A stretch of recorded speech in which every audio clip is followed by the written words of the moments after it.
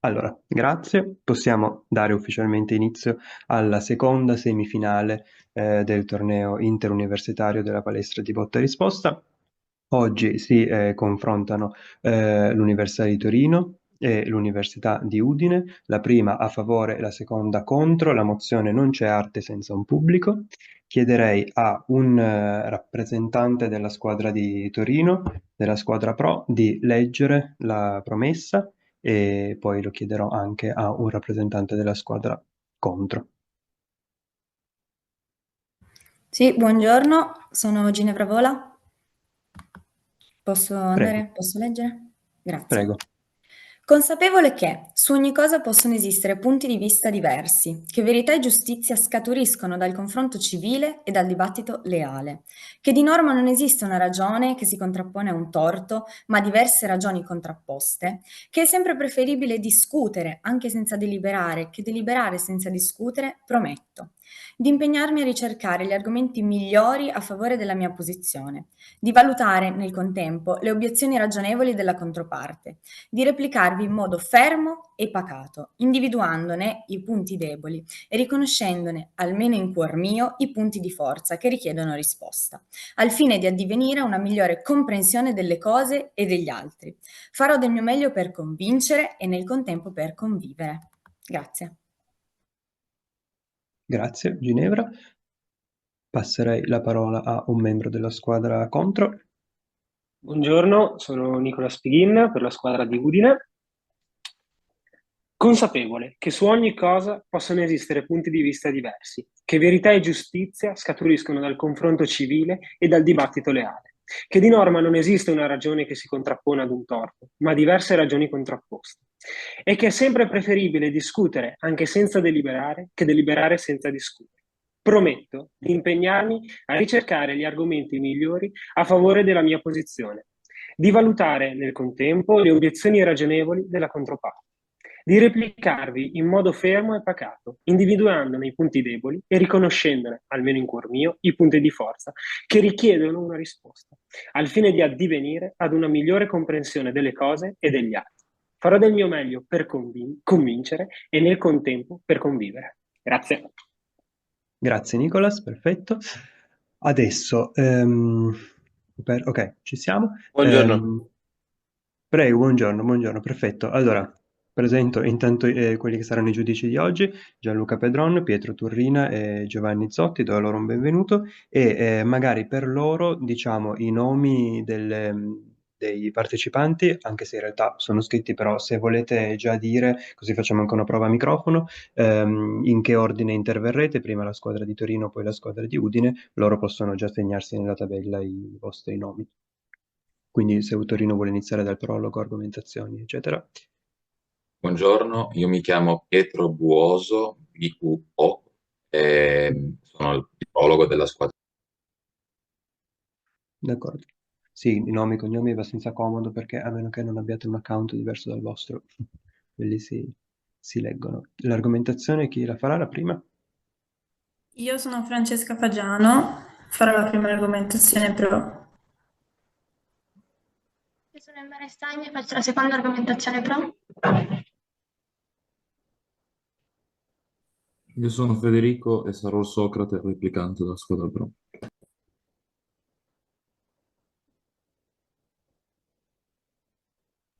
Io sono Ginevra Vola e farò l'epilogo per la squadra pro. Perfetto, grazie. Ehm, I giudici si stanno segnando i vostri nomi. Chiederei allora anche alla squadra di Udine di fare la stessa cosa. Benissimo, buongiorno a tutti, io sono Alice Ronco e farò prologo ed epilogo della squadra contro.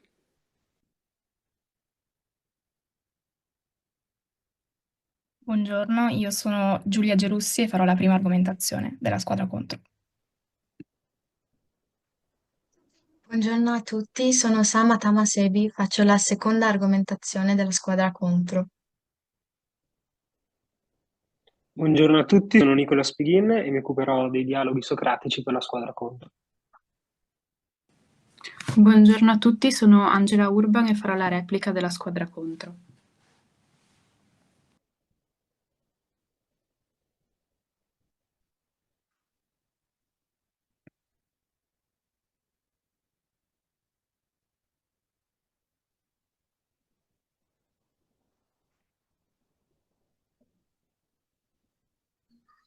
Ok, io ci sono.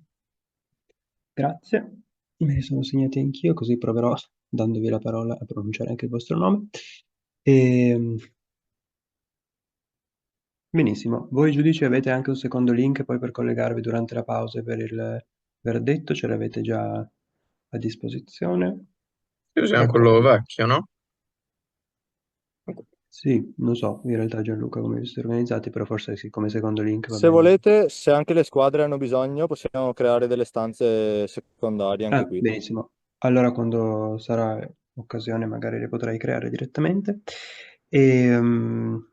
Benissimo, mi sembra che non ci siano più altre questioni, possiamo procedere per la discussione della mozione Non c'è arte senza un pubblico. Do la parola a Pietro per il prologo della squadra Pro e faccio partire il timer. A questo punto io non avviso quando mancano 20 secondi, eccetera, tanto è tutto visibile, semplicemente comunicherò ai giudici quanto l'intervento è durato. Prego. Buongiorno a tutti, buongiorno alla giuria, buongiorno alla squadra avversaria e buongiorno al pubblico. Io sono Pietro Buoso e sarò il primo oratore prologante per la squadra pro alla mozione, secondo cui non c'è arte senza un pubblico. Questo è un problema molto urgente oggi perché anche molti artisti o aspiranti tali si interrogano su quale valore abbia il loro rapporto con il pubblico e in generale se la loro arte, se l'esistenza, se la loro produzione artistica dipenda anche dal rapporto che hanno con il pubblico. Noi sosteniamo che l'arte, per essere tale, necessariamente debba avere un pubblico. Con arte noi intendiamo un prodotto culturale, anche artigianale, a cui venga riconosciuto un valore estetico e comunicativo. Invece parliamo di pubblico, vogliamo intendere una comunità eterogenea, non per forza di critici, che abbia un accesso diffuso al prodotto culturale, tale da renderlo anche un'opera d'arte. Nella nostra prima argomentazione vedremo come l'arte sia in qualche modo anche una forma di dialogo, come dicevo prima, di comunicazione, e pertanto che non possa esistere senza un rapporto fra più persone. Mentre nella nostra seconda argomentazione vedremo come sia proprio il pubblico a riconoscere a un prodotto culturale o artistico lo status di prodotto artistico. Ci teniamo inoltre a precisare che quando parliamo di pubblico non intendiamo che debba essere per forza un pubblico contemporaneo all'opera d'arte. Molte opere vengono pubblicate postume, né che l'opera debba essere necessariamente pensata per un pubblico. Ciò che ci preme è che abbia un pubblico nel corso della sua esistenza. Disconoscere il valore e l'importanza del pubblico per rendere l'opera d'arte tale rischia di portarci in un individualismo esasperato, tale da svuotare di significato il concetto stesso di arte.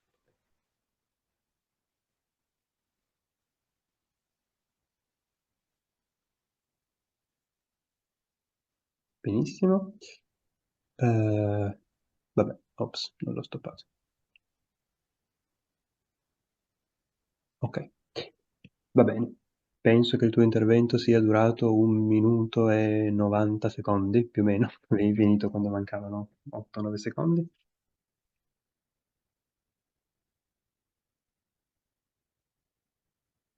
Diamo come di consueto il tempo ai giudici per completare la loro tabella e quando vorranno mi faranno un cenno anche solo con la mano, tanto li vedo.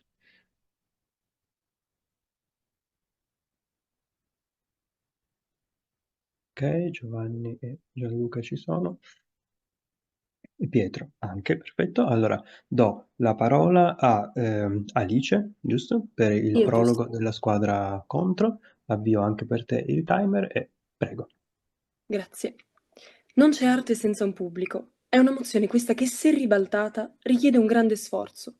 Nell'era in cui tutto si misura con il metro della maggioranza, in cui ogni cosa si scontra con le urla del dissenso o gli applausi del consenso, affermare che l'arte esiste senza che vi sia un pubblico a legittimarla significa ammettere anche l'esistenza di un'arte non necessariamente filtrata dal riconoscimento della massa. La mozione instaura un imprescindibile legame di necessità tra riconoscimento del pubblico ed esistenza dell'arte, un legame che a detta nostra imprigionerebbe, limiterebbe ingiustamente la definizione di arte. La mozione ci porta infatti a riflettere sul mutevole significato di questa parola e per farlo ci avvaliamo del Cambridge Dictionary, in cui a livello C1 è definita come una skill o un'abilità, mentre a livello A2 è descritta come la creazione di oggetti, immagini, musica e altro. Queste definizioni, riprese dalla Treccani, ci aiutano a capire come l'arte possa vedersi con due lenti diverse. una più potente, in cui appare nitido il nocciolo dell'arte nella sua accezione più antica e originale, come la capacità di agire e di produrre. Se ne occuperà Giulia nella prima argomentazione. Una più ampia, dove si coglie l'aspetto più emotivo della stessa, evidenziando l'espressività dell'artista. Ne parlerà Sama nella seconda argomentazione. Avendo tratteggiato una definizione di arte, riteniamo necessario ora definire il pubblico a scanso di equivoci. Questo sostantivo, secondo la Treccani, indica un insieme indefinito di persone, in particolare quelle che, riassumendo, possono dirsi spettatori di un qualcosa. Ora è chiaro, affermare che l'arte non può esistere indipendentemente dallo sguardo del pubblico significa subordinarla al riconoscimento di un passante, di un terzo, più o meno interessato o coinvolto, ma in ogni caso estraneo al suo processo creativo. Vincent van Gogh disse: «Spesso le persone fanno arte, ma non se ne accorgono». Ecco, ci piace pensare di essere circondati da arte, un'arte talvolta privata, spesso sconosciuta, che colora le pareti delle nostre case e le stanze della nostra vita, che compone melodie silenziose, che scrive le pagine della nostra storia con le parole più belle. Ci piace pensare che avesse ragione Antoine Saint-Exupéry quando scrisse che in fondo forse l'essenziale è invisibile agli occhi. Grazie. Grazie a te, il tuo intervento è durato 2 minuti e 13 secondi.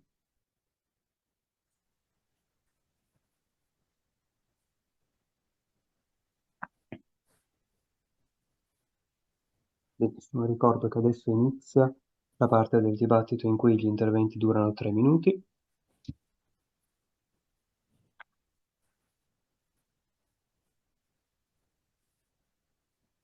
Benissimo, chiedo intanto a Francesca di attivare il microfono, l'ha già fatto, anche Pietro Turrina c'è. Allora modifico il timer e Francesca, prego, puoi iniziare. Buongiorno a tutti, io sono Francesca Fagiano, prima speaker della squadra pro alla mozione Non c'è arte senza pubblico. Dunque, quante volte ci siamo detti quest'opera mi ha parlato, quest'opera aveva qualcosa di importante da dire? Cerchiamo di andare a scavare il perché di queste espressioni e le loro importanti implicazioni. Dunque, a livello superficiale potremmo essere portati a definire un'opera d'arte come un monolite, intrinsecamente portatore di valore artistico e invariato nel tempo. Ma non c'è nulla di più impreciso. Infatti un'opera non rimane uguale a se stessa, ma interagisce continuamente con lo spazio e il tempo in cui viene fruita. Per capirne le implicazioni, dobbiamo arrivare a comprendere che l'arte è un dialogo, un continuo dialogo tra opera e fruitori. Dobbiamo necessariamente superare la dicotomia tra artista come creatore trascendente pari a un dio e pubblico come destinatario passivo e inerme. Non pubblico quindi come semplice osservatore, ma come attivo interlocutore dell'opera. Il pubblico infatti è un componente necessario nella costruzione stessa dell'opera, del suo significato. E se così fosse, l'arte non avrebbe nessun impatto nella nostra società, né nei nostri cuori. Invece l'arte smuove qualcosa in noi, perché comunica con noi, con i nostri punti più sensibili. E noi le rispondiamo. Il pubblico porta con sé le proprie esperienze, le proprie conoscenze, la propria sensibilità, che influenza la sua percezione dell'opera. E in questo senso il pubblico diventa co-creatore dell'opera, perché contribuisce ad elaborare il suo senso e significato. Possiamo accostare l'arte ad un linguaggio. E ora voglio menzionare uno dei maggiori filosofi del linguaggio, ovvero Wittgenstein. Lui ci dice che non può mai esistere un linguaggio privato, un linguaggio che sia in possesso di una sola persona, di cui una sola persona sia il paradigma. Questo perché un linguaggio tale non può essere comprensibile, non può essere decodificato.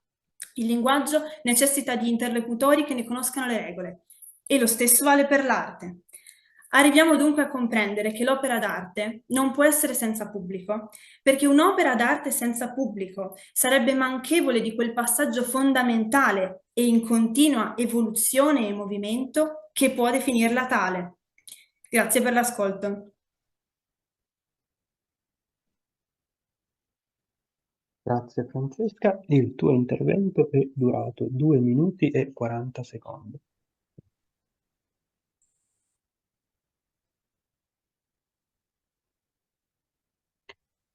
Mentre aspettiamo che i giudici completino la loro valutazione, ricordo, anche se quasi ci sono, che anche Socrate è a disposizione di 3 minuti. Il Socrate può porre domande fino al termine del terzo minuto e l'argomentatrice, in questo caso, ha l'opportunità di rispondere nel minor tempo possibile.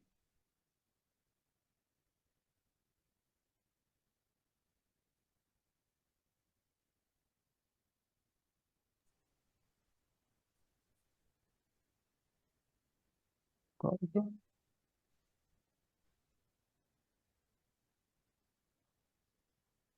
Perfetto, chiedo intanto a Nicolas di scendere. Tu Gianna anche ci sei? Forse sei ancora completa. Ok, scusami, l'ho perso. Perfetto, allora avete 3 minuti. Aspetta, devo mettere un attimo il cronometro. Perfetto, avete 3 minuti a partire da adesso. Prego. Ciao Francesca, innanzitutto complimenti per la tua argomentazione. Volevo chiederti, ascoltandoti, mi sono venute un paio di domande e volevo chiederti, ma un'opera nel momento in cui comunica qualcosa a un pubblico, perché lo sta facendo? Cioè, come riesce a comunicare questa cosa, a un qualcosa a un pubblico? Direi che è un'interazione tra l'artista, quello che voleva dire, e quello che lo spettatore ne trae e rielabora.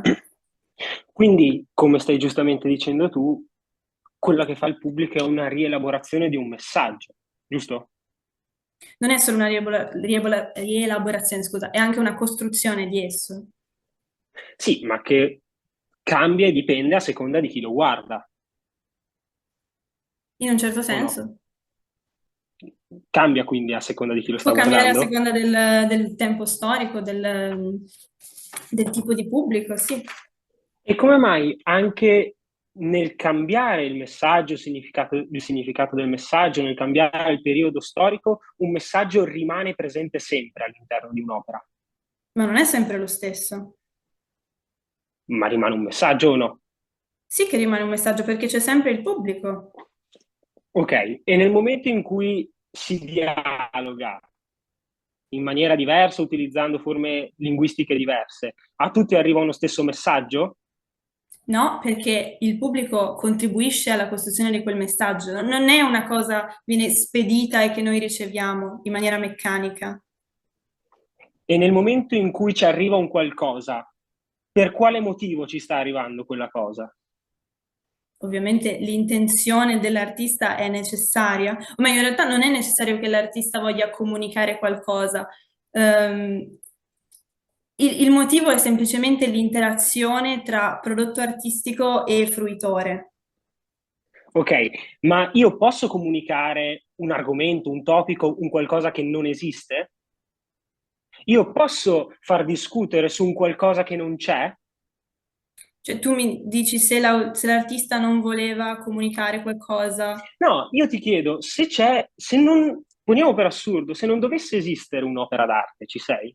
Come faremmo a guardarla, a capirla, a parlarci? Come farebbe quest'opera a trasmettersi a noi pubblico, se non esiste senza di noi? Ma l'opera esiste come oggetto fisico, non esiste necessariamente come opera d'arte. No, se non esiste E una di che cosa non cosa? possiamo E, parlarne, se proprio e non allora sussiste nel mondo. e su che cosa il pubblico si espone se non, si interroga e guarda se non c'è quell'opera? Ma l'opera c'è, è una cosa fisica che possiamo guardare, comprendere, semplicemente non le abbiamo ancora dato il valore di opera d'arte, non necessariamente glielo daremo.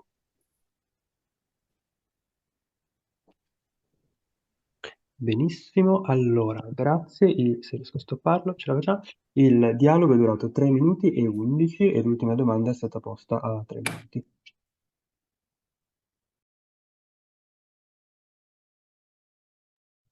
Allora, ci prepariamo ad ascoltare la prima argomentazione della squadra contro, per cui Giulia ha già il microfono acceso. Aspettiamo solo un attimo, ok, poi dopo iniziamo.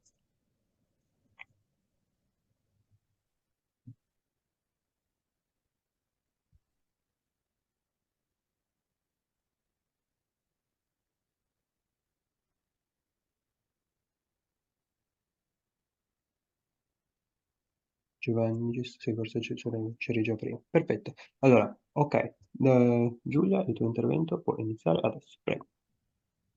Ars adeo latet arte sua. Così scrive Ovidio nelle Metamorfosi. Tanta è l'arte che l'arte non si vede, eppure rimane arte. L'arte permea il nostro mondo a prescindere dal nostro sguardo, ma per capire in che modo dobbiamo ritornare alle sue radici etimologiche, dove era l'abilità e non il pubblico a definire l'arte, per poi spiegare come l'arte sia un quid che prescinde dall'esistenza degli spettatori. Arte deriva dal latino ars artis, ma la radice della parola è comune alla traduzione greca e sanscrita. In queste culture l'arte indicava un'abilità in un'attività produttiva e l'artista era chi la possedeva. Allo stesso modo, dal vocabolario Treccani, arte è sinonimo di capacità. Arte della cucina, del dipingere, del cucito sono solo alcuni esempi di come tuttora utilizziamo il termine arte proprio come facevano i latini.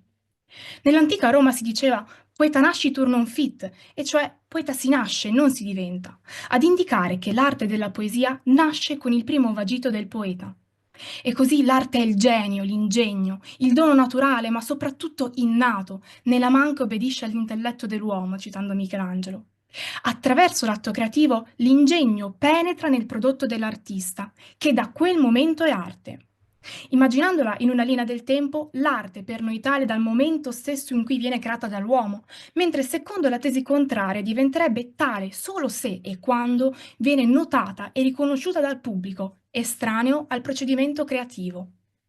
Perché andiamo ai concerti o alle mostre? Il pubblico è attratto dal genio che si nasconde nell'oggetto d'arte, perché non potrebbe essere attratto da qualcosa che ancora non esiste. Ragioniamo allora per assurdo. Se l'arte esistesse solo dal momento in cui viene vista, dovremmo concludere che tutte le opere d'arte non sono arte fino alla loro scoperta. Eppure, molte opere oggi riconosciute come arte non sono nate per un pubblico. Le poesie di Emily Dickinson volutamente mai da lei pubblicate, i disegni di Leonardo da Vinci rimasti segreti per anni e molti dipinti di Vincent van Gogh ignorati in vita. Allora chiediamoci, un oggetto cambia la sua essenza a seconda dello sguardo che lo incontra, oppure la sua natura artistica esiste indipendentemente dal pubblico? Per rispondere a questo interrogativo potremo servirci di un noto concetto kantiano. L'arte che esiste senza pubblico è per noi il noumeno, mentre l'arte agli occhi del pubblico è il fenomeno.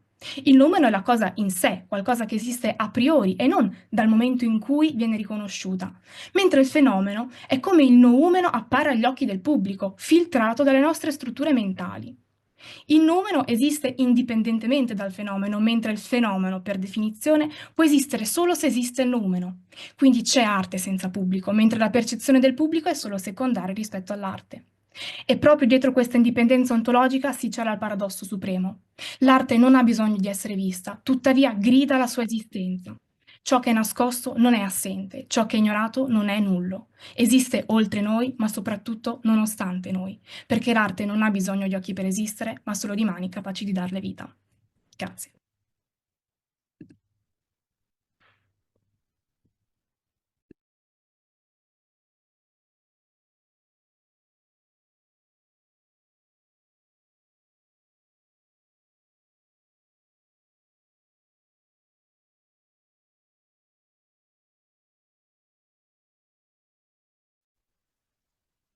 Scusate, io nel frattempo sono sparito, non so quanto sia durato l'intervento, però l'avrete visto voi probabilmente. Volevo chiederti tipo 10 secondi in più. Ho letto bene. Sì, era Ok. giusto.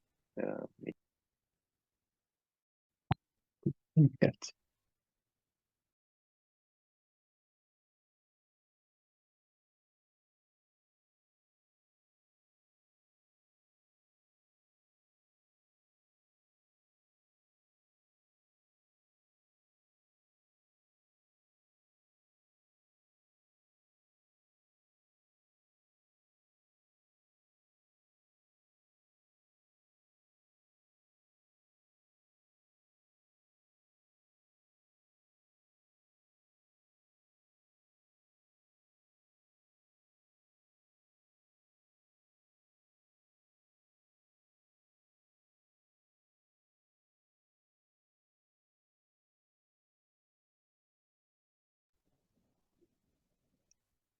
Va bene. Allora, intanto Federico se vuoi iniziare ad accendere Sì, io il ci microfono, sono. interrogare Giulia, i giudici Se i ci giudici sono sono. pronti, mi dai il via. Ok, Gianluca c'è. Aspettiamo ancora un cenno, perfetto. Giovanni c'è, Pietro c'è, perfetto. Allora, avvio il cronometro e potete iniziare, prego. Buongiorno a tutti, ciao Giulia. Potresti ripetermi ciò che ha detto Ovidio, quello con cui tu hai aperto l'argomentazione? Tanta è l'arte che l'arte non si vede. Mm. Tu credi che questo sia vero? Sì, altrimenti non l'avrei detto. Sì, ok. Però non credi che sia solo un'opinione personale? No, perché certamente non tutta l'arte che conosciamo è tutta l'arte che esiste nel mondo. Sicuramente c'è dell'arte nascosta che non potremo mai, che Certo, attualmente non però conosciamo. allora come facciamo a definire arte? Perché quello che mi è sembrato è che tu all'inizio abbia dato un'accezione di arte, un significato di arte che si sposta, cioè certo c'è l'arte di cucinare, ma noi oggi non stiamo parlando di questo, convieni con me forse?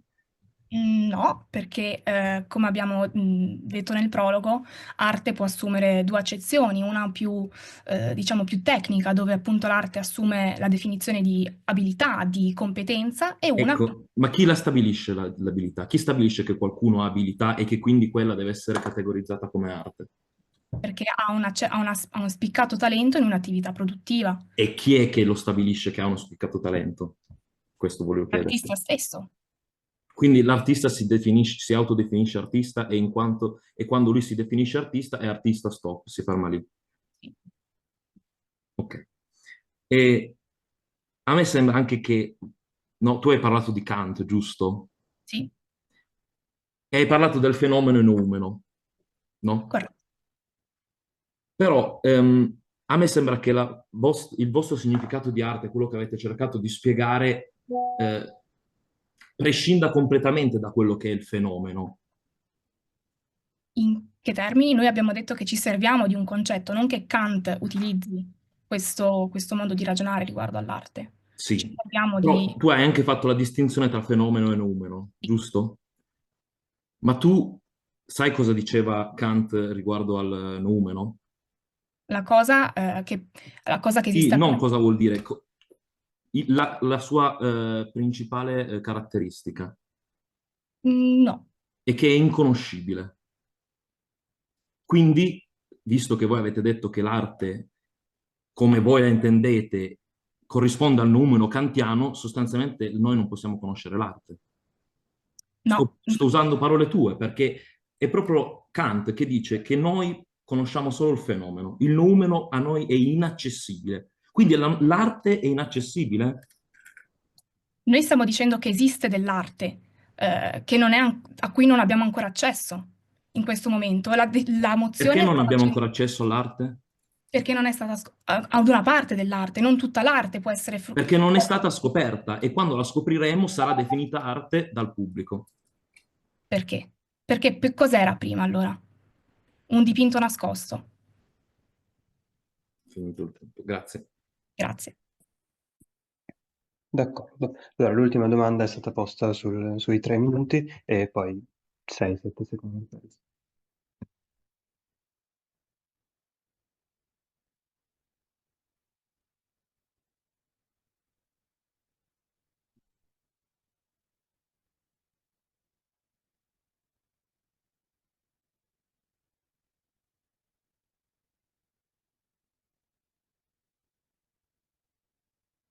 Perfetto. Giovanni e Pietro ci sono. Anche Gianluca. Allora chiedo a Emma di accendere il microfono e iniziamo con la seconda parte degli interventi da 3 minuti, con le seconde argomentazioni. Mi Emma, sentite? ti sentiamo forte e chiaro, puoi iniziare tra 3, 2, 1, prego. Buon pomeriggio a tutte e tutti, sono Emma Restagni. Con la nostra seconda argomentazione intendiamo dimostrare che l'arte non esiste senza un pubblico, in quanto il pubblico è un elemento fondamentale che permette a performance e creazioni anche molto diverse tra loro di ottenere il loro status artistico. Vorrei incominciare il mio intervento ponendovi subito una domanda tutt'altro che scontata. Che cosa accomuna la tragedia Macbeth, la quinta sinfonia di Beethoven, a un ordinatoio con la scritta Fontana? Ebbene, di fronte a questa varietà di opere d'arte si potrebbe essere indotti a pensare che non esiste un minimo comune denominatore. Eppure noi ci rivolgiamo a questi esempi che vi ho appena proposto, identificandoli come arte.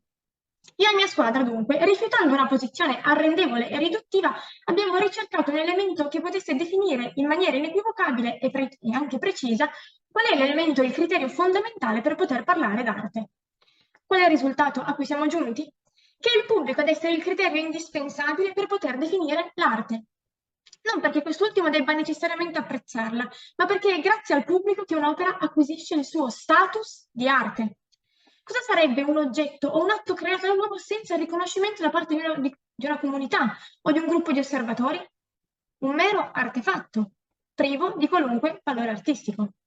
A sostenerlo non siamo soltanto noi, ma anche una recente posizione della filosofia estetica che prende il nome di teoria istituzionale, che si fonda proprio sull'idea che il pubblico sia il criterio indispensabile per definire l'arte come tale. Ma potreste a questo punto chiederci, cosa vuol dire nel concreto riconoscere che il pubblico è il criterio fondamentale per poter definire l'arte tale? Vuol dire riconoscere che prima di qualunque discussione su quali siano e se esistano altri criteri per definire che cos'è arte, bisogna primariamente interrogarsi sul fatto che l'arte abbia o meno un pubblico. Se l'arte ha un pubblico, può essere inserita in un patrimonio culturale e di conseguenza ottenerne uno status. Vogliamo anche sottolineare che questo patrimonio culturale non è costituito unicamente dai critici o dagli esperti, ma può essere costituito anche da un pubblico, permettetemi di usare questo termine, comune, più ampio. Lo sostiene anche il filosofo Arthur Dant in uno dei testi fondamentali in questo campo che si chiama The Art World.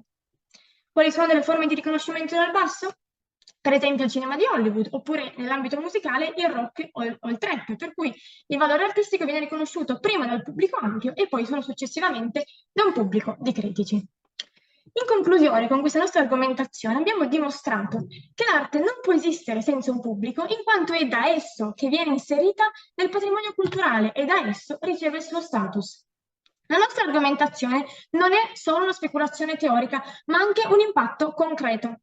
Se il pubblico è indispensabile per l'esistenza dell'arte, allora diventa fondamentale, in un mondo in cui ancora troppo spesso prevale un accesso elitario alla cultura, garantire un accesso all'arte che sia equo ed inclusivo. Chiuderemo il mio intervento con una frase di Arthur Dant che ben riassume la nostra posizione. Nulla è un'opera d'arte senza un'interpretazione che la costituisca come tale. Grazie. Grazie Olma, il tuo intervento è durato 3 minuti e 13 secondi.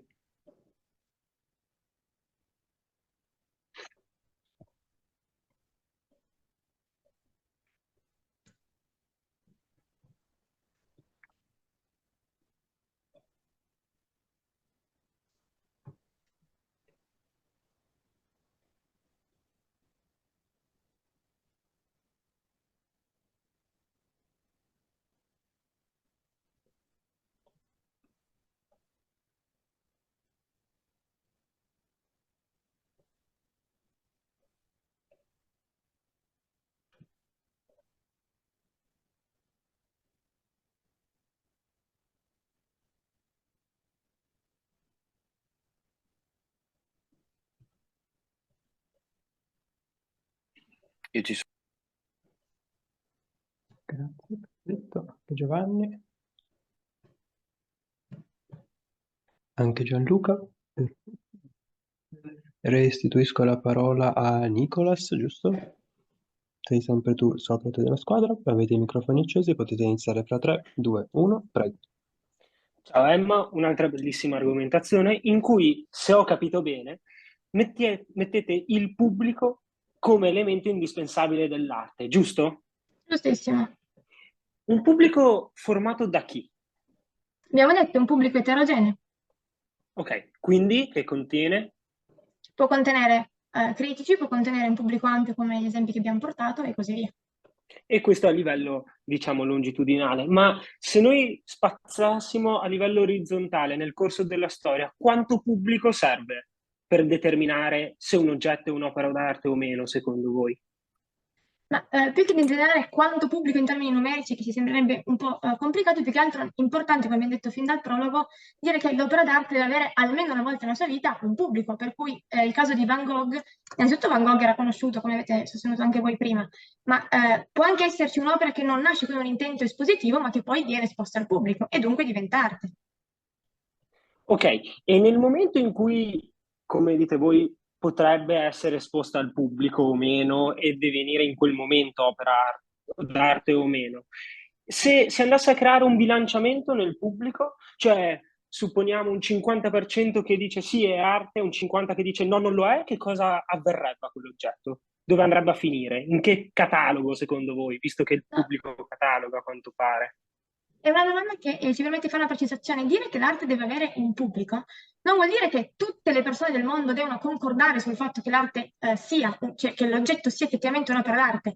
L'arte, ovviamente, essendo un criterio che ha anche degli elementi che rimangono sulla soggettività, ci saranno delle opinioni discordanti. Eppure un'opera d'arte, per essere discussa, deve avere un pubblico. Se rimanessimo sul piano metafisico delle idee, come sostenete voi, non ci sarebbe alcun tipo di discorso. Ed è necessario discutere sull'essenza di un'opera?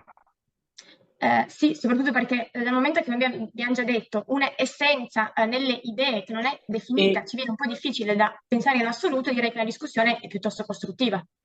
Quindi per voi un'opera d'arte deve ricevere un consenso da parte di qualcuno, no? Una sorta di certificazione della serie sì, tu sei un'opera d'arte, no, tu non lo sei? No, il consenso è molto diverso dalla valutazione, cioè dall'identificare un oggetto come opera d'arte. Abbiamo già detto che consenso passa l'idea di una cosa che io devo ritenere quell'opera d'arte una bella opera d'arte, cosa che non abbiamo assolutamente sostenuto. In secondo luogo, non abbiamo mai detto che ci debba essere una maggioranza. Se c'è un pubblico che riconosce un oggetto come opera d'arte, la musica trap sicuramente magari non è apprezzata da me o da te, ma c'è un pubblico che la riconosce. E se c'è un come pubblico arte. che non la riconosce? Ma se c'è un pubblico che non la riconosce, cosa succede? Abbiamo già detto che appunto pubblico non deve essere l'intera universalità, deve esserci un pubblico, non l'intero pubblico mondiale.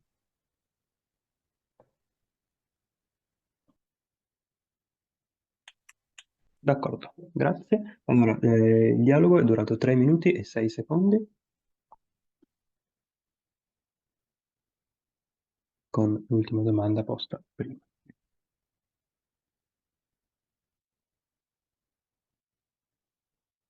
Adesso ci prepariamo a sentire l'ultima argomentazione da parte della squadra contro. La pronuncerà Sama, giusto? Sì. Aspettiamo l'ok da parte dei giudici. Buon pomeriggio a tutti, sono Solo Sama un Tamas. secondo, scusami, solo un secondo, aspettiamo che i giudici finiscano di completare scusa. Gianluca c'è, però aspettiamo ancora Pietro e Giovanni, poi avvio il timer.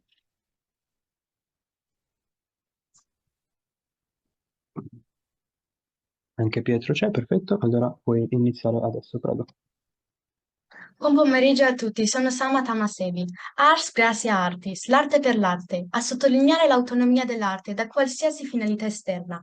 L'arte nasce senza chiedere permesso, perché è uno sguardo libero dalle catene imposte, dalla società e dal mercato. L'arte rappresenta la più alta manifestazione dell'essenza umana, espressione del suo talento creativo e della sua capacità espressiva. Come lo scultore che colpisce la pietra per trasformarla, così l'uomo attraverso la creazione modella la propria interiorità. Ogni colpo non è solo tecnica, ma un atto volto a lasciare nell'opera la propria essenza, portando alla luce ciò che risiede in profondità. Come affermava Oscar Wilde, l'arte è la forma più intensa di individualismo che il mondo abbia conosciuto. Poniamo per un solo secondo che l'arte abbia davvero bisogno dell'approvazione di un pubblico per essere riconosciuto. Ci domandiamo, è il riconoscimento del pubblico a definire l'arte o l'artista stessa a determinare l'essenza? Per Susanna Langer, filosofa statunitense, l'arte è una forma simbolica del sentimento. Un'opera di arte non richiede necessariamente la presenza di un pubblico per esistere e non ha come scopo principale comunicare un messaggio, ma rappresenta le emozioni dell'artista. Le parole di Frida Kahlo nel suo diario sono una testimonianza diretta di questo pensiero. Dipingerò le cose come le vedo io, solo coi miei occhi e di nessun altro, le mie sensazioni, il mio stato d'animo, le reazioni profonde che produce la vita, lo so solo io. Mi hanno detto che non dovrei dipingere cose così tristi, ma io dipingerò ciò che voglio. Oggi Frida è conosciuto in tutto il mondo attraverso le sue opere, che raccontano un'espressione artistica vissuta nella sfera più privata, intensa e autentica. Ed è forse proprio in questa autenticità che si trova la risposta. Un'arte che non ha bisogno di un pubblico per esistere, un pubblico che semmai può condividere a posteriori la medesima essenza umana che già caratterizza l'opera d'arte dal momento iniziale della sua creazione. I movimenti di Art Brut e Outsider Art sono testimonianza di un'arte che si svincola dalle convenzioni sociali e dalla sua mercificazione. Sono caratterizzati da opere realizzate da persone emarginate, come individui con condizioni psichiche particolari, detenuti o artisti autodidatti. Jean Dubuffet, il promotore del concetto di Brut Art, sostiene che l'opera è nata nella solitudine, frutto di impulsi creativi, puri e autentici, sono arte, nonostante restino completamente indifferenti a qualsiasi reazione del pubblico. L'arte è come un albero che cresce nel silenzio della foresta. Le sue radici affondano nella terra e i suoi rami si allungano verso il cielo. I suoi rami continueranno a crescere perché la sua essenza non dipende da chi lo osserva, ma dalla forza della sua stessa natura. Il pubblico può essere il vento che ne muove le foglie, ma non è il vento a renderlo vivo. Grazie. Grazie Sama, il tuo intervento è durato 3 minuti e 3 secondi.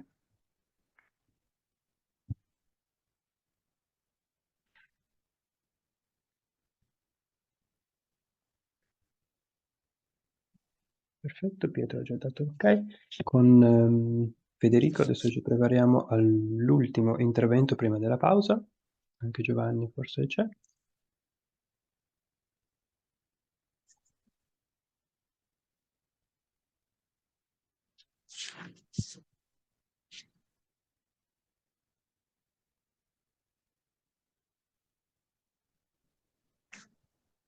Perfetto, Gianluca c'è. Federico, se vuoi aprire il microfono, puoi iniziare fra 3, 2, 1. Prego. Ciao Sama, avrei un paio di Buon domande da pomeriggio. farti. Tu hai detto che l'arte all'inizio della tua argomentazione non è solo tecnica, giusto? Sì, arte è molto di più, è la manifestazione dell'essenza umana e il talento dell'uomo, dove l'uomo necessita Sì, di sì, spiegare di se stesso ma attraverso l'atto creativo. tu non credi che questo vada in contraddizione con quanto avete detto nel prologo e nella prima argomentazione, cioè che No, c'è ma l'arte di perché? cucinare, cioè avete fatto tutto un discorso sull'arte come come tecnica, no? No, ma perché noi anche nel prologo abbiamo specificato che secondo Cambridge Dictionary noi abbiamo l'arte diviso in due, abbiamo visto l'arte da due lenti diversi, uno l'abilità e l'altro un creazione che viene proprio dalla manifestazione interiore dell'uomo. E oltre a questo una persona può anche dimostrare oppure cercare di creare qualcosa, a dimostrare il suo atto creativo anche attraverso la cucina, Ecco, ma arte della cucina. sì, chiaro. Ma se un'opera d'arte rimane privata, come fa ad essere definita arte se nessuno la vede? Ma secondo me la vera domanda è che noi dobbiamo vedere proprio il momento che l'arte manifesta se stesso e per noi in linea del tempo è proprio il momento che nasce attraverso l'atto creativo che diventa manifestazione, Ma la creatività non è espressione arte. individuale. Dopo in un secondo momento può venire il pubblico, ma il punto è proprio questo, se viene il pubblico oppure se anche non viene il pubblico, quell'atto creativo rimane comunque arte. Sì, ma guarda, io credo che creatività ed arte siano due parole diverse, ma nonostante ciò, tu pensi che nel Atto percorso di un creativo, artista, manifestazione dell'atto tu creativo. pensi che nel percorso di un artista possano esserci delle influenze da parte di artisti precedenti? Ovviamente, ma non soltanto influenza da parte altri artisti, ma anche da parte della società e della Sì, storia. E proprio è ecco. questo che Quindi l'artista. c'è un legame di comunicazione col pubblico. Quindi converrai con me che nelle opere degli un, artisti ci sia un po' di arte precedente a loro, che l'influenza sia positiva o negativa è secondario, no? Perché In magari un realtà io ho artista vuole detto, staccarsi, no? In realtà io volevo dire che praticamente nel momento dove l'artista sta creando qualcosa è influenzato dall'esterno, perché sicuramente influenza il suo stato animo. Possiamo pensare a Certo, Goya, che nel momento di turbamento interiore ha disegnato sulle mura della sua certo. casa, che dopo sono state conosciute, capite? Lui in quel Sì, momento non pensava a portare un messaggio a comunicare, ma soltanto a esprimere se stesso. certo. Da Però, questo senso di vista, l'artista è influenzato dalla sì, storia bene. oppure dagli altri Ok, artisti o e dalla... dicendo questo, tu hai ammesso che, se posso finire, che l'artista che prima di creare arte è lui pubblico di un artista No, precedente o della l'artista società. per noi non è il pubblico. L'artista usa l'arte per esprimere se stesso, ma per noi l'artista non è pubblico. Grazie. Abbiamo Perfetto. definito. A posto, grazie. Allora, l'ultima domanda è stata posta a 3 minuti e 10 e sono voluti poi 8 secondi per rispondere. 3 e 18 è durato in totale l'intervento. Allora, grazie. In questo momento non aspetto neanche l'ok dei giudici, ci possiamo suddividere in squadre, in realtà in squadre, in stanze, però aspetto forse che lo faccia Gianluca, che è l'organizzatore della videochiamata. Quindi quando vuoi, Sì, io creo intanto 3 stanze, facciamo che la squadra pro può andare nella prima, la squadra contro nella seconda e noi giudici nella terza. benissimo, io intanto avvio adesso il timer di 15. Abbiamo ripreso con la registrazione e direi che se non ci sono problemi da parte delle squadre o dei giudici possiamo riprendere. Piccole indicazioni generali, cominciamo con la replica della squadra pro. Il contro ha a disposizione 30 secondi se li vuole. Quando la replica finisce, in realtà probabilmente coincidono con i 30 secondi che i giudici necessitano per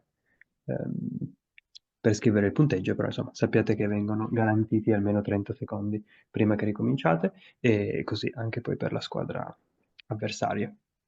Quindi la replica del pro la sostiene, se non sbaglio, Federico, tutti gli interventi da adesso sono da 2 minuti, quindi Federico quando ci sei faccio partire il tuo. Mi sentite? Ti sentiamo. Allora, Prego. quando vuoi puoi far partire il timer. 3, 2, 1, prego. Buongiorno a tutti, sono Federico e ho l'onere e l'onore di fare anche la replica della squadra pro. Allora, innanzitutto, nel prologo avete fornito 2 diverse definizioni, ma soprattutto quello che ci ha destato sospetto è quando avete citato l'English Dictionary, sono stati citati 2 livelli linguistici diversi, l'A2 e il C1, ma che non definiscono 2 livelli di verità diversi. In seguito, nella prima argomentazione, c'è stata difficoltà nel definire chi è artista e chi può definire e stabilire che cos'è l'arte. Alla fine la risposta che è uscita è che c'è l'autodefinizione di un artista che in primo luogo si autodefinisce artista, in secondo luogo autodefinisce la sua opera un'opera d'arte. E l'idea di arte che avete fornito, direi noumenica, citandovi, è intangibile, è invisibile. Se nessuno vede l'opera d'arte, come fa ad esistere? Noi non possiamo limitarci a dire che l'istinto primordiale creatore sia arte. Uno, perché la creatività non è arte. E due, perché rimane l'arte qualcosa di incompleto, qualcosa di esistente solo in potenza. Infine, voi nella seconda argomentazione avete detto che l'arte è espressione dell'interiorità, arte per arte, come direbbe, come ha detto anzi Oscar Wilde, citandovi di nuovo. Ma sono tutti concetti che, non so se lo sapete, sono stati sviluppati nel XIX secolo da un pubblico d'arte, da persone che in primo luogo erano pubblico, come ho detto nel secondo dialogo socratico, e dopo forse sono diventati artisti.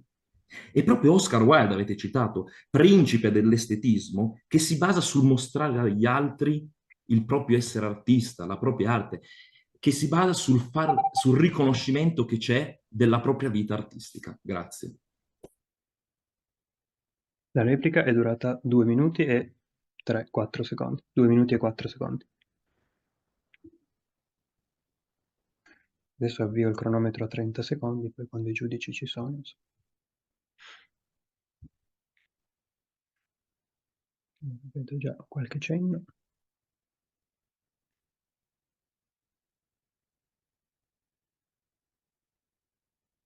Anche Gianluca c'è. Anche Giovanni, ma aspettiamo ancora 10 secondi per la squadra.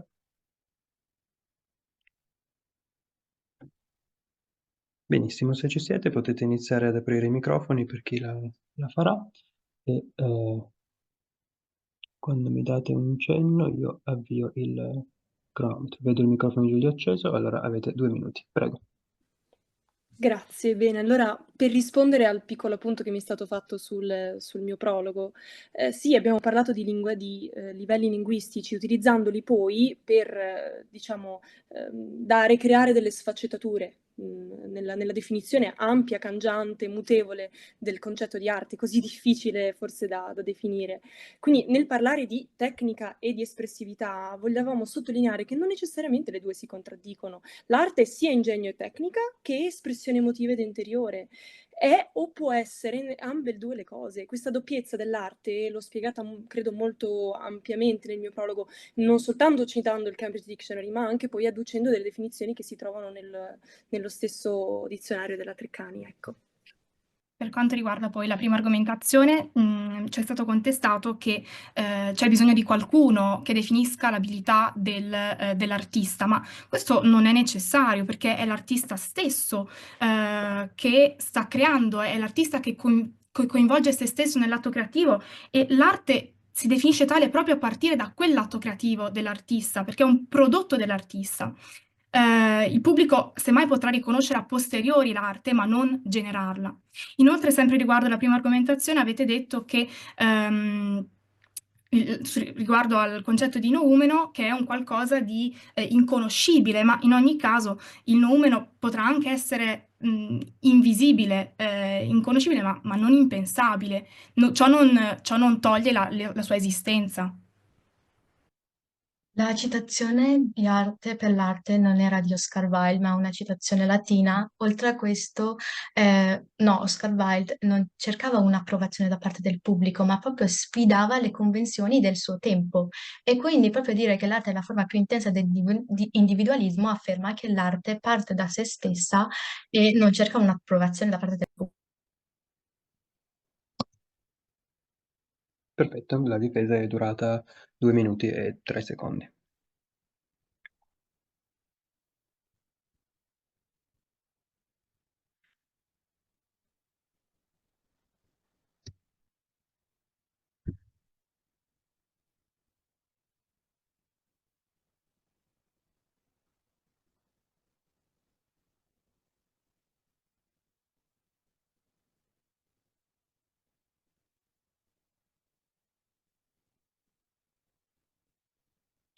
Benissimo, Pietro c'è. Gianluca anche. Allora intanto chiedo ad Angela di accendere il microfono e poi ti darò la parola tra un attimo. Buonasera.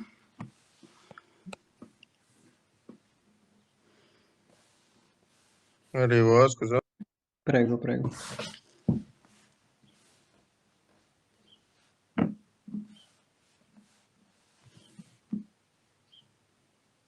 Benissimo, Angela, hai 2 minuti, prego. Buonasera, sono Angela Urban e oggi sosterrò la replica della squadra contro.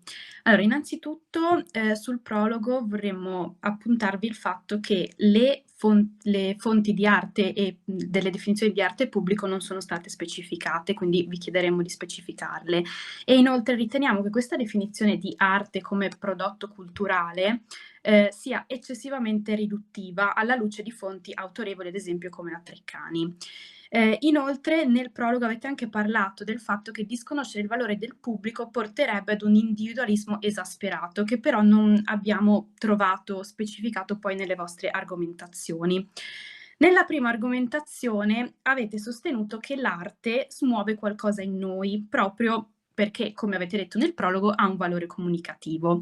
Però vi chiediamo come questo valore comunicativo che a quanto pare è un elemento intrinseco dell'arte, viene fuori solamente nel momento in cui viene in contatto con il pubblico. Se fa smuovere qualcosa in noi, da dove parte questa forza motrice se non nell'essenza artistica dell'opera stessa? Insomma, come può un messaggio artistico essere recapitato se nel momento in cui nasce non è già artistico? Poi avete citato Wittgenstein e ci tenevamo a sottolineare che questi per linguaggio privato intende un linguaggio comprensibile solo a chi lo parla e per questo quindi impossibile. Sostenere questo significa dire che se l'arte che nasce come diciamo privata sarebbe un linguaggio incomprensibile, questa diventa quindi comprensibile solo nel momento in cui viene a contatto con il pubblico. Com'è questo possibile? Poi passando alla seconda argomentazione, avete parlato di riconoscimento dello status artistico, ma i criteri che permettono di ottenerlo e di entrare nel patrimonio artistico sono arbitrari e indefiniti. E infine vi siete concentrati esclusivamente sul pubblico, non parlando mai del ruolo dell'artista, ma quindi l'artista quando crea qualcosa, cosa crea? Grazie, perfetto. Allora, il tuo intervento è durato 2 minuti e 8 secondi. Adesso faccio partire i 30 secondi per la squadra di Torino e intanto aspettiamo i giudici.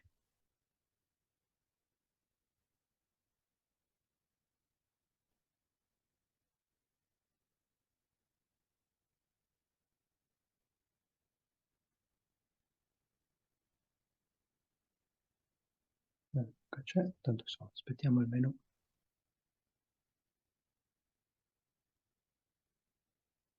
Allora, i 30 secondi stanno per finire, ma non abbiamo più Pietro. Sì, Pietro c'è. Aspettiamo ancora un segno da Giovanni. Ok, Giovanni c'era, allora vi chiedo di accendere il microfono e vi avvio il tempo. Prego. Allora, ci avete... Posso andare? Ma scusami, non lo sto avviando. Ok, vai. Ci avete fatto notare che non per tutti l'arte è bella allo stesso modo, ma noi vogliamo dire che vogliamo distinguere tra piano descrittivo e piano valutativo. Noi siamo sul piano descrittivo, non diciamo cos'è l'arte bella o cosa è l'arte brutta. Noi cerchiamo di dire cos'è arte, cos'è che definisce l'arte. In questo caso, appunto, il pubblico. Siamo stati accusati di non aver ben definito, ma in realtà siamo stati molto precisi sul fatto che intendiamo con pubblico un gruppo di persone che ha un accesso all'opera d'arte. L'opera d'arte l'abbiamo definita come un oggetto culturale a cui viene riconosciuto un valore estetico. Che cos'è prima che gli venga riconosciuto? Un oggetto. Poi mi avete attaccato sul fatto che, o non so se avete attaccato a me, comunque sul fatto che il pubblico cambia nel tempo. E questo è assolutamente vero e questo può portare a un cambiamento dello status dell'opera, perché lo stesso concetto di arte è stato costruito nel tempo, è stato smontato e rimontato di volta in volta. E quindi immagino non stupisca nessuno se io dico che l'arte dell'antica Grecia non è la stessa del XXI secolo. Oltretutto, riguardo come fa il messaggio ad arrivare se non c'è il pubblico. Prima ci avete parlato del messaggio che non arriva se non c'è l'oggetto, ma la vera domanda è come fa il messaggio a non arrivare se non c'è il pubblico, perché l'oggetto c'è, se no non ne staremo parlando. Avete inoltre fatto notare che in merito alla seconda argomentazione ci siamo soffermati su un pubblico che, in quanto eterogeneo, ha la propria concezione d'arte. Ebbene, però noi vorremmo ricordarvi la mozione che ci chiede di parlare, cioè ci dice l'arte non è arte senza pubblico e non ci chiede di parlare l'arte non è arte se non c'è un pubblico omogeneo. Vorremmo inoltre specificare che, ci avete appunto detto, non esistono criteri assoluti per il pubblico. Esatto, infatti il pubblico è l'elemento fondamentale per definire cos'è un'opera d'arte, non sufficiente, interverranno poi altri criteri, non oggetto però del dibattito di oggi. Grazie. La difesa è durata 2 minuti e 1 secondo.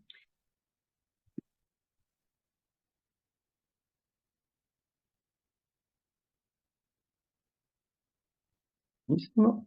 Mentre aspettiamo i giudici, dico che siamo arrivati agli ultimi 2 interventi di questo dibattito.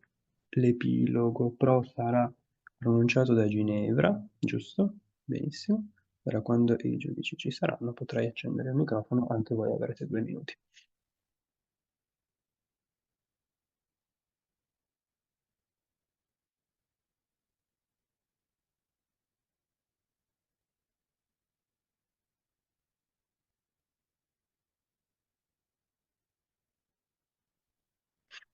Gianluca c'è, Pietro anche e Giovanni anche. Ginevra, puoi accendere il microfono e inizia. Mi sentite? Ah sì, scusa Vai. Marco, non avevo visto che era iniziato. Aspetta, vai, aspetta, rifacciamo. Dammi un Scusa. attimo, che sono qua imbranato. Ok, se ci sei, puoi iniziare. Buon pomeriggio, sono Ginevra Vola. Innanzitutto vorrei ringraziare tutti per questo dibattito che ha visto scontrarsi due posizioni radicalmente diverse in merito alla mozione Non c'è arte senza pubblico. La squadra avversaria assume nella sua linea argomentativa che il valore intrinseco dell'opera d'arte sarebbe ricondotto interamente all'azione creatrice dell'artista, per cui si potrebbe parlare di un'opera d'arte indipendentemente dal pubblico. Ci sarebbero così qua e là nel mondo opere d'arte che non sono mai state definite così dal pubblico stesso. Infine hanno sostenuto che l'arte sarebbe la traduzione in opera di qualcosa che l'uomo ha dentro di sé. Tuttavia, la nostra linea espositiva ha dimostrato con la prima argomentazione che l'arte è un dialogo vivo. Nessuna opera è portatrice di un valore fisso e immutabile. Ogni prodotto artistico si trasforma a seconda di chi la guarda, di dove e quando viene vissuta. Il pubblico è dunque il co-creatore, porta con sé le proprie emozioni, la propria storia e intreccia la sua voce con quella dell'artista. Wittgenstein ci insegna che un linguaggio privato non può esistere, perché un linguaggio senza interlocutori è incomprensibile. Lo stesso vale per l'arte, senza pubblico l'opera non esiste davvero. Con la seconda argomentazione abbiamo provato che è il riconoscimento della comunità a trasformare un semplice oggetto in un capolavoro immortale. Il filo conduttore che rende l'arte tale è infatti l'accezione da parte di chi la osserva e la interpreta. Inoltre, ispirandoci alla teoria istituzionale dell'arte e ad Arthur Danto, abbiamo dimostrato come l'arte nasce quando entra nel tessuto culturale collettivo. È il pubblico a decretare la grandezza di un'opera e la storia stessa ce l'ha dimostrato. È stato il pubblico ad elevare Hollywood, il rock e il rap a forme d'arte veramente riconosciute. Vi propongo un'immagine finale. Immaginate un palcoscenico illuminato, ma completamente vuoto. Nessuno in platea, solo le luci accese e il silenzio. In fondo alla scena un megafono, ma spento. Insomma, senza pubblico lo spettacolo non esiste, senza occhi l'arte è cieca, non siamo niente senza chi ci guarda. Grazie. Grazie Ginevra, l'intervento è durato 2 minuti e 3 secondi e si è concluso l'apporto della squadra pro. Adesso daremo tra poco la parola ad Alice, se non sbaglio, per l'ultimo intervento della squadra contro.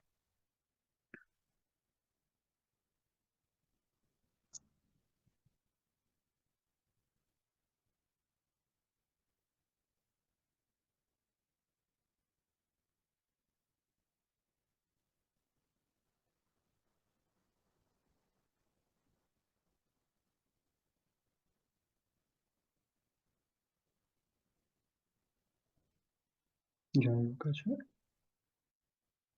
Giovanni. Pietro, grazie. Allora Alice, puoi accendere il microfono, se sei tu che devi fare l'epilogo, sì. Perfetto, puoi iniziare fra 3, 2, 1, prego. Siamo giunti così alla fine di questo dibattito, che credo ci abbia ispirato a spingerci oltre il confine del tangibile, per traghettarci verso ciò che si cela dietro a quell'arte che, ora lo sappiamo, ci circonda a perdita d'occhio.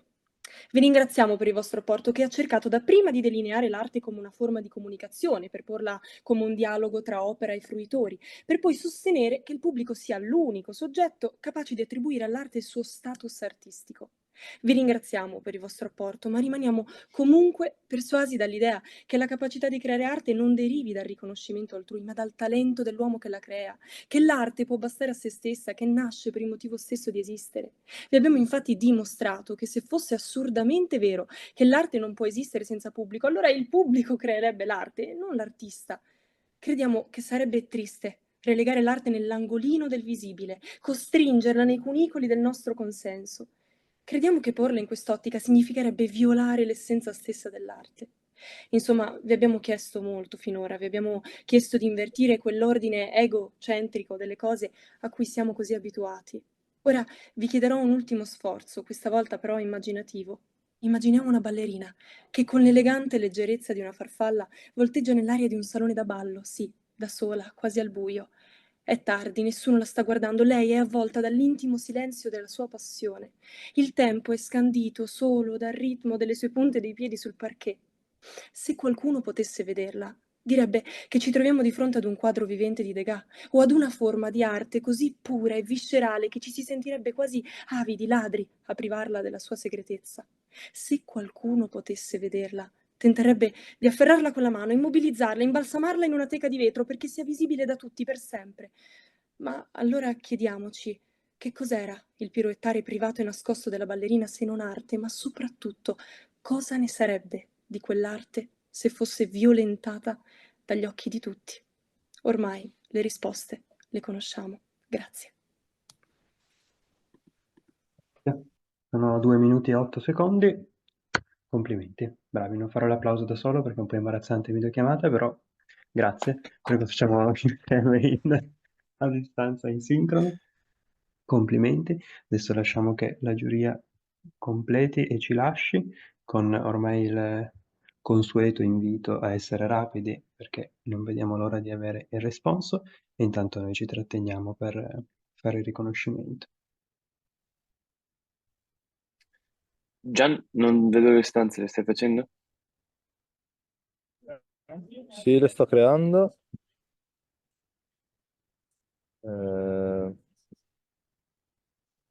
Le vedete? Se vuoi interrompere la registrazione, non credo che serva per il riconoscimento, oppure serve, non so. No, vabbè, la posso interrompere. Chi vuole, Benissimo. parta pure. Riaccolti i giudici, diamo O magari la seguiamo restituzione. i commenti, cioè l'ordine dei ruoli, tipo chi è che voleva commentare sul prologo? Ok, allora vado io. Sul prologo abbiamo solo un piccolo consiglio per quanto riguarda uno dei prologhi, in particolare quello pro, e cioè ci è sembrato che mancasse un po' di problematicità. Quindi per i prossimi dibattiti staremo più attenti su quel punto se fossimo in voi. Un'altra piccola nota che mi viene in mente adesso al momento è quella che vi hanno chiesto nella replica di dare la fonte da cui prendete le definizioni. Però in particolare è la problematicità la cosa che un pochino ci ha portato a togliere qualche punto al prologo. Lascio la parola a Giovanni per le argomentazioni, poi torno dopo per gli epiloghi. Sì. Posso farti solo una Sulle domanda? argomentazioni, in generale, decisamente di ottimo Ah, livello, questo senza dubbio. scusami. Ah, Forse sì. c'era Pietro che voleva farmi una domanda. No, è solo che non ho, se puoi spiegarmi meglio in che senso problematicità, perché non ho proprio capito bene cosa intendi. Magari Sì. facciamo le considerazioni alla fine, cosa dici? Vabbè, se vuoi rispondere adesso, comunque Ah, in come generale. volete. Vabbè, se vuoi rispondere Ma adesso, sì, visto che la faccio domanda l'ha veloce, fatta. faccio veloce. Quando hai cominciato il prologo, io mi sarei aspettato una parte dedicata al farci capire perché è importante discutere di questo tema, che ho sentito un po' manchevole. C'era un accenno, infatti non ti abbiamo dato un punteggio bassissimo, però poteva essere sviluppato secondo me molto di più per far sentire l'urgenza di parlare di questo tema. Grazie mille. Ok, io parlo delle argomentazioni. In generale ci sono piaciute abbastanza, decisamente di buon livello, sono coerenti, comunque costruite bene. Penso che il punto che sia mancato, forse un po' in tutte, è la questione delle fonti. Allora, è ovviamente un dibattito di natura molto astratta, quindi inevitabilmente bisogna andare abbastanza nella filosofia. Magari da parte della squadra pro che parlava di pubblico avrebbe avuto senso anche rifarsi a dei dati. Comunque i dati sono qualcosa che suona come più oggettivo e quindi forse anche più convincente. Quindi se si fosse stato modo di portare dati, penso che avrebbe avuto un suo impatto, ecco. Per quanto riguarda invece le citazioni di natura filosofica, penso che a volte siano state un po' spicciole, cioè per esempio nella questione di Wittgenstein portato come filosofo del linguaggio in cui serve l'interlocutore, questo perché è il primo che mi viene in mente, ok, però Wittgenstein definisce l'arte come linguaggio, cioè è quello il tema centrale, l'arte è un linguaggio, non tanto che Wittgenstein dimostra che in un linguaggio che lui tra l'altro intende quasi in modo matematico serve l'interlocutore, cioè, non lo so, un po' di disparità, anche per aver portato Kant alla questione del numeno e fenomeno, e poi nel dialogo appunto c'è stata la domanda secondo me molto puntuale sul fatto che il numeno è inconoscibile, cioè, non possiamo dire nulla sul numeno, sì è vero che esiste, però difficile. magari poteva anche saltare fuori la questione, non so, Aristotele con la potenza e l'atto, che si poteva prestare bene in questo senso. L'atto viene quando viene fatta l'opera o diventa in atto quando il pubblico usufruisce dell'opera. Quindi, sì, comunque bravi, però magari approfondire un po' di più, non mettere solo la citazione o il concetto base base, ecco. Lascio la parola per i dialoghi. Eccomi qua. Allora, io ho da fare dei commenti specifici perché i dialoghi sono una delle parti, per quanto mi riguarda, più importanti del dibattito in generale, del dibattito socratico, perché danno spessore sia alle difese che alle argomentazioni. Partiamo in ordine da Federico e parto dicendoti che sei stato molto bravo perché secondo me sei riuscito in tante occasioni, come aveva detto anche Giovanni, a individuare i punti deboli dell'argomentazione. In questo caso, come avevamo detto, del noumeno, cioè sei stato bravo, hai capito il punto debole e l'hai attaccato, ma il dialogo è fatto per fare domande. E mentre tu fai delle domande, devi farle in una maniera chiara. Quindi se io ti chiedo come ti chiami, non ti devo dire no, ma aspetta, devi dirmi il nome che ti hanno dato i tuoi genitori quando sei nato. No, devi essere sicuro che la domanda che fai sia capibile, chiara, in modo da dare più tempo a te per fare ulteriori domande dopo, ma anche il tempo di rispondere alla persona che hai davanti. Quindi ecco, cerca di fare domande più forti, più chiare, però sei stato molto bravo a individuare i punti. E quindi complimenti. E tra l'altro, vabbè, faccio anche la digressione sulla replica, visto che sei sempre stato tu. Molto bravo. Nella replica sei stato bravissimo, hai davvero centrato a pieno la fase, l'hai fatta benissimo, anche perché appunto si vede che sei portato a fare quel tipo di attacco, perché la replica è un attacco. E invece devi cercare di fare un passo indietro nel dialogo e fare domande invece che attaccare. Quindi complimenti, sei stato davvero bravo, mi è piaciuto molto. Passiamo invece a Nicolas, che è stato l'altro Socrate, e devo dire che anche te mi hai stupito perché sei stato bravo e si vede che hai lavorato per individuare specificatamente in tutti e due i dialoghi, diciamo che sono stati diversi l'uno dall'altro. Però c'è stato un tentativo molto, molto evidente di approfondire, di fare domande, solo domande, quindi non hai argomentato, quindi sei stato molto bravo, però ti devo ricordare di sfruttare le occasioni, perché in diversi momenti hai avuto l'occasione di fare domande che lasciassero veramente il segno e non le hai colte. Quindi ascolta la risposta che ti danno e allora sfrutta quello che ti dà il tuo compagno di discussione, va bene? E basta. Poi per quanto riguarda il resto, complimenti, davvero, cioè in generale mi è piaciuto molto. Bravi tutti. Passiamo invece all'epilogo di cui parlerà Gianluca.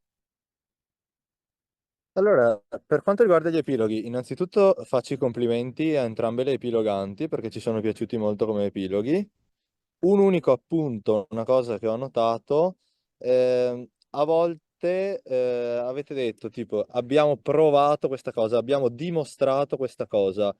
Ditelo solo se siete assolutamente sicuri di avercelo dimostrato, perché altrimenti a noi stride un po' se magari non eravamo sicuri di quello che avete detto e voi ci dite abbiamo dimostrato, abbiamo provato e magari noi diciamo ci hanno detto che per loro è così o ci hanno detto che per qualche autore è così, ma l'hanno veramente dimostrato e quindi magari una piccolezza, starei attento a questa cosa. Per il resto complimenti a entrambe le epiloganti. Mi sono venute in mente un altro paio di cose, scusate se mi dilungo. Vai, vai. Attenzione alle parole, quindi in particolare mi ricordo di Federico che molte volte quando gli veniva risposta alla domanda che lui aveva appena fatto, rispondeva con certo, certo, e passava alla domanda successiva. Attento che certo vuol dire hai ragione, certo vuol dire sì, è vero. Quindi se tu stai dando ragione al tuo interlocutore, cioè, l'impressione generale è quella di far perdere un po' potenza a quello che hai chiesto. E poi, ragazzi, qua faccio proprio un appunto specifico alla squadra contro. Dovete necessariamente lavorare sulla difesa di squadra, perché è stato un punto veramente a sfavore per voi. Dovete lavorare di squadra, è l'unica fase di squadra del dibattito, quindi dovete parlare tutti, dovete dire ognuno la propria parte e cercare di difendere non voi stessi, non gli attacchi personali che vi sentite che vi hanno fatto, dovete difendere la vostra tesi. Quindi lavorate di squadra per difendere quello che state cercando di provare, ok? Basta, scusatemi, ci tenevo. No, torno anch'io che mi hai fatto venire in mente un paio di cose. Una, contestualizzo la cosa che hai detto a Federico perché forse può aiutarlo a capire appunto la criticità. C'è stato un punto in cui Giulia nel dialogo ti ha detto c'è arte che non conosciamo e tu gli hai risposto certo. E io so che tu volevi andare avanti, però non va bene che le dici certo se dice esattamente l'opposto alla tua tesi, perché può voler dire anche certo è vero. Lo so che può essere una piccolezza, però io ci starei attento. E un'ultima cosa invece che non avevo detto per gli epiloghi, le immagini finali, almeno io le ho apprezzate veramente molto da epilogante. Brave, Spaccavano avete costruite entrambe, molto bene. bellissime entrambe. Ok, aggiungo due cosine anch'io, ultime, spero ultime. Per la difesa, voglio difesa contro. Questa cosa degli attacchi personali, più che altro io l'ho percepita come difesa delle citazioni, molto stretto a quello, piuttosto che a difesa del concetto, che è la cosa di quello che è veramente forte per la tesi. Vabbè, se la citazione cade, non è proprio pertinente, ok, cioè comunque le citazioni si mettono lì anche per rafforzare in modo retorico, non tanto per rafforzare, non solo per rafforzare la sostanza, quindi quello è importante. Un piccolo cosa, visto che ho parlato delle argomentazioni a Emma, che mi è venuto in mente, nella parte finale hai aggiunto questa cappella finale sul rendere fruibili le opere al più ampio pubblico possibile. Secondo me questo in realtà è stata un'arma a doppio taglio perché non c'entra tantissimo con la tesi, ma soprattutto ha permesso a Nicolas di attaccare molto questa questione di come è definito il pubblico e di quanto pubblico, un pubblico definito come può dare all'arte la definizione di arte. Quindi occhio su questo punto. Ok, direi che possiamo passare Sì, i visto che hai la parola conoscimenti. tu, vai Sì. con... Io sono stato incaricato di dire l'epilogante della squadra contro del giorno e quindi tantissimi complimenti a Ginevra che abbiamo scelto. Sì, sì, oratore della squadra del giorno, ho detto epilogante perché era il ruolo. Hai fatto un bellissimo epilogo, molto chiaro, soprattutto la parte iniziale con i riassunti delle parti e valorizzazione dei propri punti di forza, che spesso sono cose che vengono sottovalutate, quindi complimenti. Grazie mille, grazie. Poi invece prendo la parola io per annunciare Oddio, mi è andato via il termine anche a me. L'oratore Sì. della squadra contro, che anche questa volta è Alice, quindi complimenti Alice. Grazie. Ma c'è un appunto anche complimenti a Nicolas e a Sama, molto bravi. Bene, Grazie. siamo giunti all'esito finale. Prima di tutto ci tengo, come dico sempre nei dibattiti in presenza, faremo un applauso dopo ogni intervento, quindi fatevi un applauso a tutti i disputanti. È stato un bel dibattito, lo meritate. E detto questo, vi faccio sapere prima di tutto che il giudizio è stato disgiunto, quindi per 2 giudici a 1, la squadra che vince questa semifinale e verrà a Padova per disputare la finale il 10 maggio, è la squadra di Udine. Complimenti.